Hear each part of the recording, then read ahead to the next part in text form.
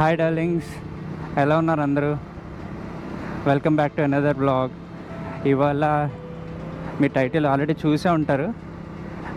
ఇది నా ownership review బైక్ది. నేను 2023 సెప్టెంబర్లో తీసుకున్నాను దీన్ని. ఇట్స్ బీన్ 1 year 4 months అటు ఇటుగా. నేను నా ఎక్స్పీరియన్సెస్ అన్నీ షేర్ చేసుకుంటాను. ఈ టైం స్పాన్లో నేను ఏమేమి ఎక్స్పీరియన్స్ చేశానో, మైనర్ నుంచి మేజర్ అన్నీ అరౌండ్ 7,000 కిలోమీటర్స్ నేను క్లాక్ చేశాను దీని మీద. వెళ్ళేవాడినేమో ఇంకా I would have clock much more kilometres, but software కదా, మనకి లిమిటెడ్ టైం ఉంటుంది ఎంజాయ్ చేయడానికి. లైఫ్ లీవ్స్ చాలా తక్కువ ఉంటాయి. 365 డేస్లో నేను ఇందాకే క్యాజువల్గా కౌంట్ చేసుకుంటున్నాను. 365 డేస్లో అరౌండ్ 140 డేస్ మన లీవ్, వీకెండ్స్, హాలిడేస్ ఇవన్నీ కలిపి 140 డేస్. ఇంకా మిగిలినవన్నీ వర్కింగ్ డేస్. కార్పొరేట్ కల్చర్లో దీనికి వర్క్ లైఫ్ బ్యాలెన్స్ అని పేరు. ఈ రెండు ఎట్లా బ్యాలెన్స్ అవుతున్నాయి మరి నాకైతే తెలీదు. సో అక్కడ కొంచెం మనకి లీజర్ దొరికితే మనం కొంచెం ట్రావెల్ చేయొచ్చు. ఎవరికి నచ్చింది అటు చేసుకుంటాడు. బేసిక్గా అందరు హ్యాపీగా ఉంటారు. ఎప్పుడు చూడు పనే, ఇంకా పని పని పని. రాసి పెట్టలేదేమో ఎంజాయ్ అనేది లైఫ్లో. ఇంకా చేస్తేనే పని, లేబర్ పని. Just keep working, that's all. Anyways, నేను ఎక్స్పీరియన్సెస్ అన్నీ షేర్ చేసుకుంటాను. స్టార్టింగ్ విత్ ప్రోస్, అడ్వాంటేజెస్ మాట్లాడుకుందాం ఫస్ట్. నేను యమహా ఎఫ్జెడ్ నుంచి అప్గ్రేడ్ అయ్యాను దీనికి. 150cc అది, ఇది 400cc. చాలామందికి చాలా డౌట్స్ ఉంటాయి. అంటే మనందరం స్టార్టింగ్ విత్ 100, 125, 150cc స్టార్ట్ చేసి ఉంటాం. నెక్స్ట్ బైక్ ఏం తీసుకోవాలని చాలా కన్ఫ్యూజన్స్ ఉంటాయి. నాకు చాలామంది కమెంట్స్లో అడిగారు, పర్సనల్గా పింగ్ చేశారు. వాళ్ళకి చాలా చాలా క్వశ్చన్స్ ఉన్నాయి. సస్పెన్షన్ ఎలా ఉంటుంది, మైలేజ్ ఏంటి, బ్రేకింగ్ ఎలా ఉంది, ఇది తీసుకోవచ్చా, అలా చాలా క్వశ్చన్స్ ఉన్నాయి. రీసెంట్గా ఒక బ్రో అయితే నాకు పింగ్ చేశాడు పర్సనల్గా ఇన్స్టాగ్రామ్లో. తనకి బైక్ చాలా ఇష్టం అంట, డ్రీమ్ బైక్ అంట. కానీ వాళ్ళ ఫ్రెండ్స్ ఏమంటున్నారంటే మనం మెయింటైన్ చేయలేము, చాలా కాస్ట్లీ ఉంటుంది, మనం హ్యాండిల్ చేయలేం, మైలేజ్ కూడా చాలా తక్కువ అని చెప్పారంట. ఆబ్వియస్గా మనం 400cc వచ్చినప్పుడు కొంచెం ఉంటుంది. అంటే దాంతో పోల్చుకోకూడదు కదా మనం. సో ఆ డిఫరెన్స్ అయితే ఉంటుంది. కానీ నేను స్కై అండ్ డిఫరెన్స్ ఉంటుందని అయితే నేను చెప్పను. ఇప్పుడు నాకు మొన్న సెకండ్ సర్వీస్ అయింది, అది అరౌండ్ 1,200 అయింది. కొంతమంది 2,000 కూడా అయింది. It depends on how they maintain the bike. Maximum 2.5K అనుకోండి. ఫ్రీ సర్వీస్లో ఉంది ప్రస్తుతానికి. తర్వాత మరి ఎంత అవుతుందో నాకు కూడా తెలీదు. సెకండ్ సర్వీస్ అయితే నాకు 1.2K అయింది అది. సో ఇలా చాలా డౌట్స్ ఉన్నాయి. మీరు ఎక్కువ కంగారు పడాల్సింది అయితే ఏం లేదు. కొంచెం అప్గ్రేడ్ అయినట్టు ఉంటుంది అంతే. మీరు అది నేను హ్యాండిల్ చేసుకోగలను ఎక్స్పెన్సెస్ అనుకుంటే గో ఫర్ ఇట్. చాలా మంచి బైక్. నాకు మెయిన్లీ దీని సస్పెన్షన్ ఇష్టం చాలా. I would rank it top. దాని తర్వాత దీని బ్రేకింగ్, థర్డ్ దీని ఇంజన్. 99 సెకండ్సా?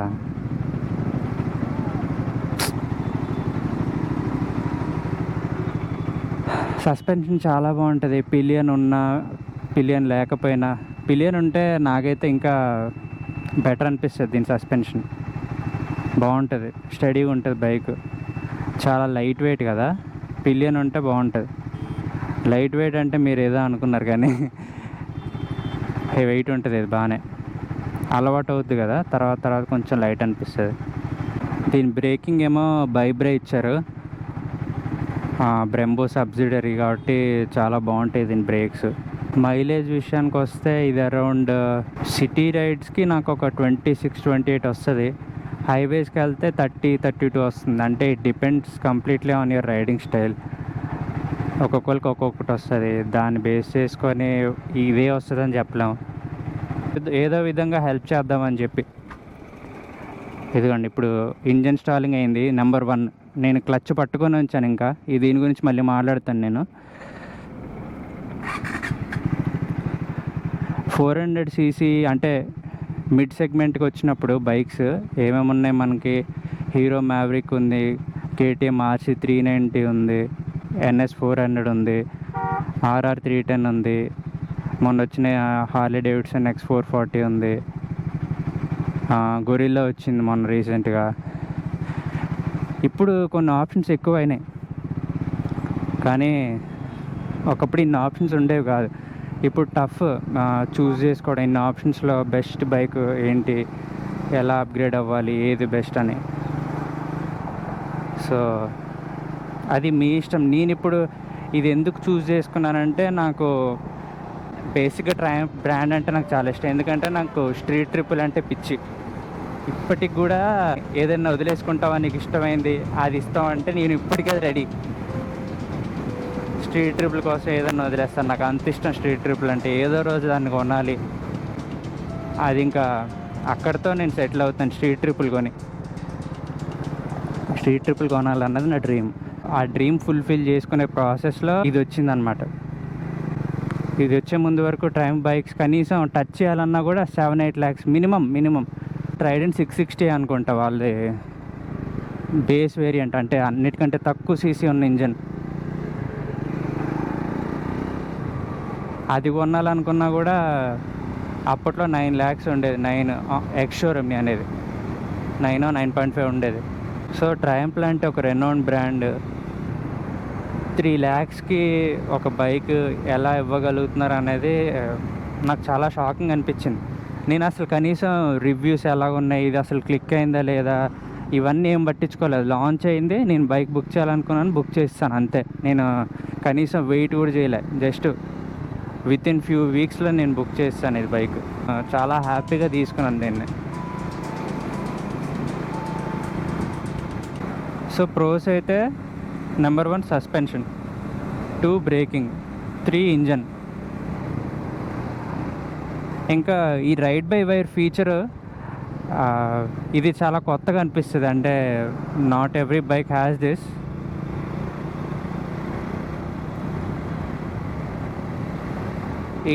ఈ ఇన్స్టెంట్ పుల్ అనేది మనకి ముందు చిన్న బైక్స్లో ఉండదు. ఈ బైక్లో ఈ ఫీచర్ ఉంది, నాకు అది కూడా చాలా ఇష్టం. ఇంజన్ సౌండ్ కూడా బాగుంటుంది. మీకు గోప్రోలో ఏం క్యాప్చర్ అవ్వట్లేదు. రియల్ లైఫ్లో వచ్చే ఇంజన్ సౌండ్ వేరు, వీడియోలో వస్తున్న ఇంజన్ సౌండ్ వేరు. Hardly nothing is getting captured. ఇంకా కాన్స్ విషయానికి వస్తే నాకు అస్సలు నచ్చిందంటే దీంట్లో ఇంజన్ స్టాలింగ్. ఇది ఫస్ట్ రిలీజ్ అయిన బ్యాచెస్లోనే ఉంది నాకు తెలిసి. ఇది ఏమో మరి మీరు కమెంట్స్లో చెప్పండి. కొత్తగా వెరీ బిగినింగ్లో కొన్న వాళ్ళందరికీ ప్రాబ్లం ఉంది నాకు తెలిసి, చాలామంది చెప్పారు. అది ఇప్పటికి కూడా రెక్టిఫై చేసినట్టయితే నాకు అనిపించట్లేదు సర్వీస్ సెంటర్లో కానీ ట్రయంఫ్ పీపుల్ కానీ. ఇప్పుడు నేను 60 స్పీడ్లో ఉన్నాను, అరౌండ్ 4000 RPMలో ఉంది బైక్. థర్డ్ గేర్లో అవుతుంది, most of the time third గేర్లో అవుతుంది.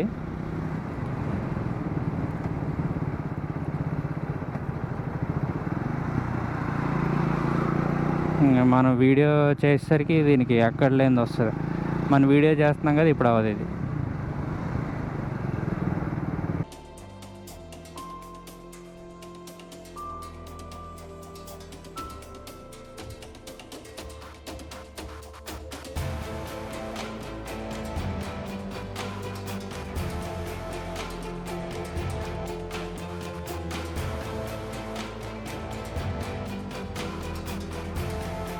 నేను బండి ఆల్మోస్ట్ అన్ని కైండ్స్ ఆఫ్ టెర్రైన్స్లో నడిపాను. ఐ మీన్ టూ మచ్గా నేను హార్డ్ కోర్ ఆఫ్ రోడింగ్ చేశానని చెప్పట్లేదు, కానీ డీసెంట్లీ ఎడిడ్. అన్నిట్లో బాగానే పర్ఫామ్ చేస్తుంది. బట్ దీని మెయిన్ టెరిటరీ అయితే సిటీ కదా, సో సిటీలో చాలా బాగుంటుంది దీని పర్ఫార్మెన్స్. సమ్హౌ ఆ ఇంజన్ స్టాలింగ్ అయితే అవ్వట్లేదు ఇప్పుడు. ఇందాక ఆల్రెడీ క్యాప్చర్ అయింది కాబట్టి పర్లేదు, మీకు చూపించాను ఇందాక. అబ్రప్ట్గా ఇంజన్ స్టాలింగ్ అవుతుంది. అది కొంతమంది ఏమంటారంటే హయ్యర్ సీసీ ఇంజన్స్ మనం కొంచెం రెవ్ చేసి ఉంచాలి, ఆర్పిఎం హైలో ఉంచితే కొంచెం అది ఇంజన్ స్టాల్ అవ్వదు అని అంటారు. కానీ అట్లా ఎట్లా వర్క్ అవుతుంది? ఇప్పుడు ఫర్ ఎగ్జాంపుల్ నేను ఒక యూటర్న్ తీస్తున్నాను, లేకపోతే నేను నా ఆఫీస్ బేస్మెంట్లో ఉన్నాను. మొన్న కూడా ఇలాగే ఆఫీస్ బేస్మెంట్లో స్టాల్ అయింది. బండి బయటికి తీసి బేస్మెంట్లోంచి ఇటు తిరుగుతున్నాను, సడన్గా క్లచ్ పట్టుకుంటే స్టాల్ అవుద్ది, ఆగిపోతుంది అక్కడికక్కడే. యూటర్న్ తీస్తున్నప్పుడు డ్రైవ్ చేయలేం కదా. చాలా ఇన్స్టెన్సెస్లో రోడ్డు మీద ఆల్ ఆఫ్ సడన్ ఆగిపోద్ది.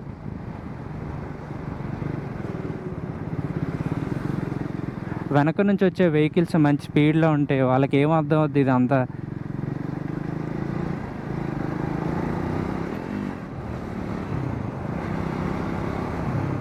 వాళ్ళ స్పీడ్లో వాళ్ళు వచ్చి గుద్దే ఛాన్సెస్ చాలా ఎక్కువ ఉన్నాయి.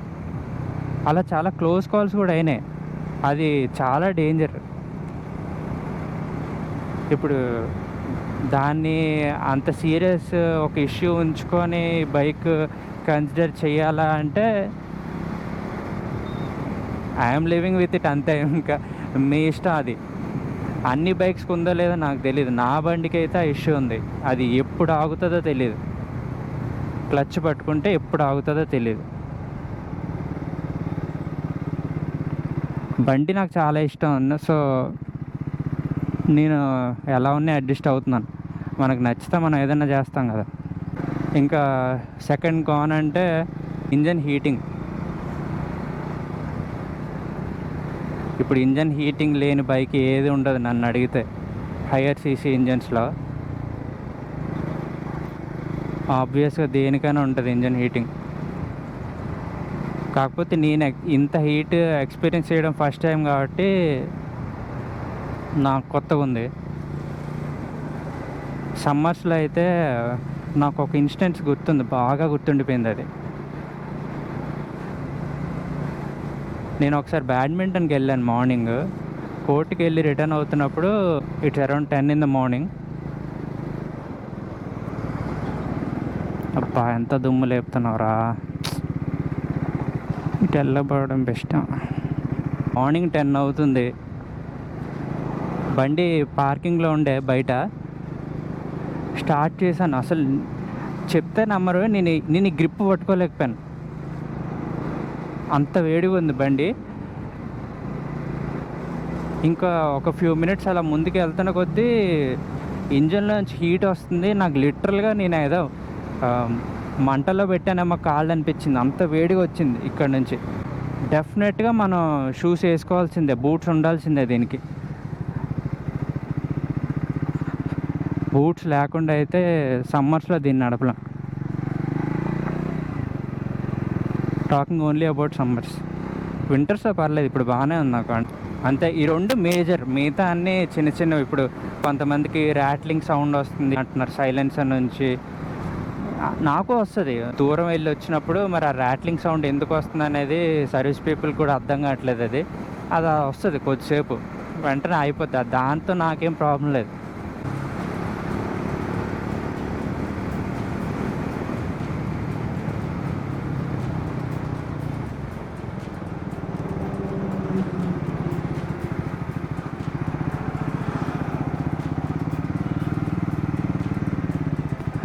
ఎప్పుడైతే మనం ఒకటి చూపిద్దాం అనుకుంటాం అప్పుడు ఐస్ అవ్వదు. సర్వీస్ సెంటర్కి తీసుకెళ్ళినా కూడా ఇంతే, ఏదైనా ఇష్యూ ఉందని చెప్పి తీసుకెళ్తే ఏంటి చూపించండి అని చెప్పి వాళ్ళు అడుగుతారు. అక్కడికి వెళ్ళాక ఇది ఆ ఇష్యూ రాదు. ఎందుకు ఇట్లా అవుతుందో నాకైతే అర్థం కాదు. సీట్ బాగుంటుంది, decently soft enough, long touring చేయొచ్చు హ్యాపీగా. నేను మొన్న వైజాగ్ చేశాను కదా, ఏ ఇష్యూ లేదు. 700 kilometers నేను హ్యాపీగా దీని మీద క్రూజ్ చేశాను. Vibrations if you ask me 110 kmph దాటిన తర్వాత కొంచెం మైల్డ్గా వైబ్రేషన్ స్టార్ట్ అవుతాయి. అవి ఒక 130 తర్వాత కొంచెం బాగానే ఎక్కువ అవుతాయి. 110, 120 వరకు అయితే డీసెంట్ నో ప్రాబ్లం. అసలు బిల్డ్ క్వాలిటీ చాలా బాగుంటుంది. దీని నాబ్స్, దీని స్విచ్చెస్ అన్నీ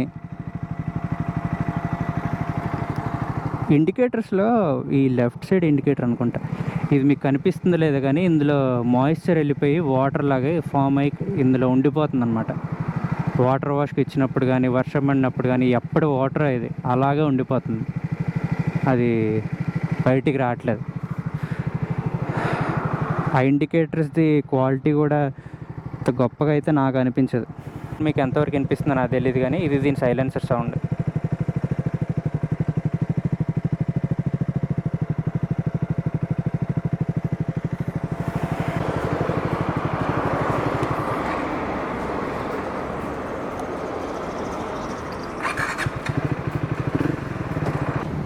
క్లచ్ గేర్ బాక్స్ కూడా చాలా స్మూత్ ఉంటుంది.